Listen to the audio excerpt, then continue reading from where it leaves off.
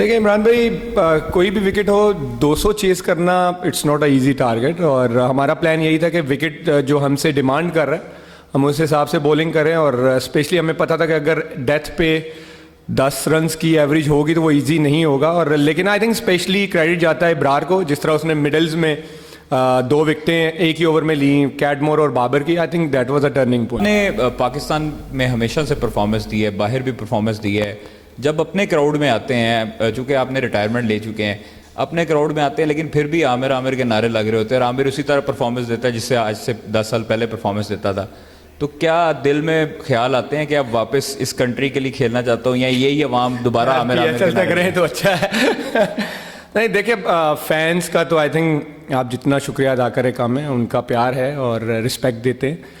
लेकिन मेरा यही होता है कि मैं जिस टीम से भी खेलूं परफॉर्म करने की कोशिश करूं। और ये आई थिंक PSL मेरे लिए बहुत स्पेशल है, क्योंकि नदीम भाई ने जितने प्यार और यकीन के साथ मुझे कोयटा के लिए लिया है, मैं चाहता हूं कि उनका प्यार है, जो यकीन है, उस पर मैं पूरा उतरूं और अच्छा परफॉर्म करूं कोयटा के लिए।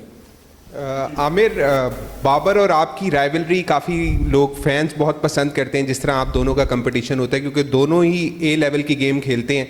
तो आज उस कंपटीशन को आपने कितना एंजॉय किया, और बाबर और आपके दरमियान क्या बातचीत हो रही थी जब वो बैटिंग कर रहे थे? बातचीत तो इतनी नहीं हुई। आई थिंक अच्छा प्लेयर तो वह है, लेकिन मेरा ये होता है कि जब भी मैं किसी के साथ भी, मेरा रोल होता है कि नया बॉल है, कोई भी प्लेयर है, उसको आउट करने की कोशिश करूं। और जो आप बातचीत की बात कर रहे हो, मैंने बाउंसर किया था तो वो कह रहा था कि बहुत तेज़ निकला है, बहुत स्किट कर गया था, समझ नहीं आई। तो आई थिंक उसने भी बहुत अच्छी इनिंग खेली है, और जहाँ पे उसकी विकेट गिरी, और जैसे मैंने पहले कहा कि कैडमोर की विकेट गिरी है, वो टर्निंग पॉइंट था। आमिर, कराची किंग्स से कोयटा ग्लैडिएटर का सफ़र, क्या डिफरेंस लगा आज कोयटा ग्लैडिएटर्स को रिप्रेजेंट करके? देखिए, पहले तो मैंने कराची के साथ 8 साल बहुत अच्छे गुजारे हैं। सलमान भाई ने भी बहुत प्यार दिया, लेकिन कोयटा भी एक ऐसा है कि जैसे मेरे लिए एक होम फीलिंग है, क्योंकि नदीम भाई wanted me to play for Quetta from day one, और जब I was coming back from to the cricket, तो मैं ग्रेड 2 भी उनके उमर एसोसिएट से खेला था, और डे 1 से उनका चाहता है कि मैं PSL कोयटा से खेलूं। और मैनेजमेंट, क्योंकि आज़म भाई इनके साथ भी मेरा बड़ा अच्छा एक्सपीरियंस रहा, और नदीम भाई हैं ही एक, मैं तो कहता हूँ वो लव है, जितना वो प्यार दे रहे हैं, मैं फिर वही कह रहा हूँ कि मैं आई होप कि मैं उस प्यार पे और उस यकीन पे पूरा उतरूँ कि इस PSL में अच्छा करूँ उनके लिए।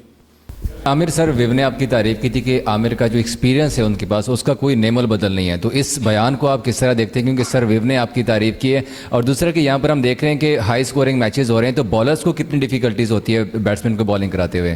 देखिए, पहले तो कोई भी आपके लिए कोई बड़ा प्लेयर मार्क्स देता है तो आपके लिए एक प्राउड मोमेंट होता है, और he is legend, everybody knows.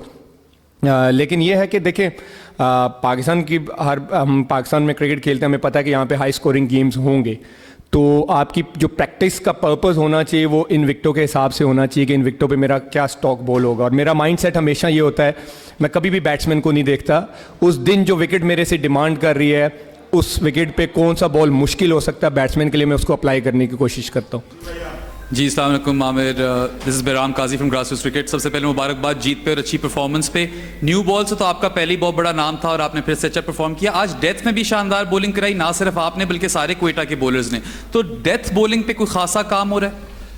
देखिए, मेरे ख्याल में जो डेथ बॉलिंग होती है हमेशा आप अपनी फील्ड के हिसाब से करते हो बॉलिंग, और मैं जो डेथ बॉलिंग हमेशा करता हूँ, मैं अपने लिए ऑप्शन रखता हूँ कि मेरे पास 2 से 3 बॉलें जो ऑप्शन में हों, क्योंकि एंड पे अगर आपके सामने सेट बैट्समैन खेल रहे हो तो हाफ वॉली को वो नहीं छोड़ते। तो मैं हमेशा अपनी फील्ड को एडजस्ट करने की कोशिश करता हूँ कि मेरा जो फील्ड है उसको यूज़ करूँ, मैं उस हिसाब से बॉल करूँ। आमिर भाई, आपने बड़ी एक्सेप्शनल बॉलिंग की आज, लेकिन दूसरी तरफ मोहम्मद वसीम को काफ़ी मार पड़ी, क्या वजह है? उन्होंने वेवर्ड बॉलिंग की ज़्यादा? नहीं, आखिरी 2 ओवर उसने बहुत अच्छे किए हैं, और पहला देखे गेम है टूर्नामेंट का, और विकेट बहुत अच्छा था ऑनेस्टली। कोई ऐसा दिन आएगा मुझे भी पिटाई होगी ऐसे अच्छे विकेटों पे, कुछ पता नहीं चलता। T20 it's all about batsman, मैं हमेशा ये कहता हूँ। लेकिन एज अ बॉलर आपको अपने प्लान्स का पता होना चाहिए कि आज के दिन जो विकेट मेरे से डिमांड कर रहा है, और अपने आप को आप बैक करें, तो आई थिंक ईजी हो जाता है थोड़ा। आमिर, ऑल्दो आप पहला सीज़न खेल रहे हैं, इधर आप कोयटा से तो पहला सीज़न खेल रहे हैं, मैं ये पूछना चाहता हूँ कि जब PSL दुबई से स्टार्ट हुई थी इनिशली 3-4 सीज़न, तो वो बड़ा सक्सेसफुल था उनका सारा। जब पाकिस्तान PSL मूव होती है तो वो लैग कर रहे थे अपने बॉलिंग कम्बिनेशन से। क्या जो अब बॉलिंग कम्बिनेशन इस सीज़न में बना है, आप सोचते हैं कि इस बॉलिंग कम्बिनेशन के साथ आप PSL चैम्पियन बन सकते हैं? मुझे लगता है कि अगर आप किसी भी टीम से पूछेंगे, ये वन ऑफ द बेस्ट, अगर PSL की टीम का बॉलिंग अटैक आप देखिए एक्सपीरियंस के हिसाब से भी, हसनैन इंटरनेशनल प्लेयर हैं, Mohammad Wasim junior he still playing for Pakistan, Aqeel Hussain, फिर मैं, फिर इब्रार। तो आई थिंक हमारे पास कोई एक्सक्यूज़ नहीं है। और बॉलिंग यूनिट अगर आप एज अ बॉलिंग यूनिट बात करें तो आई थिंक कोयटा की one of the best bowling है। आखिरी सवाल है। आमिर भी नो डाउट कि एक अच्छा मैच हुआ। आपको क्या लगता है कि जहाँ पे साइम रन आउट हुए हैं, अगर साइम रन आउट ना होते तो सिचुएशन डिफरेंट हो सकती थी?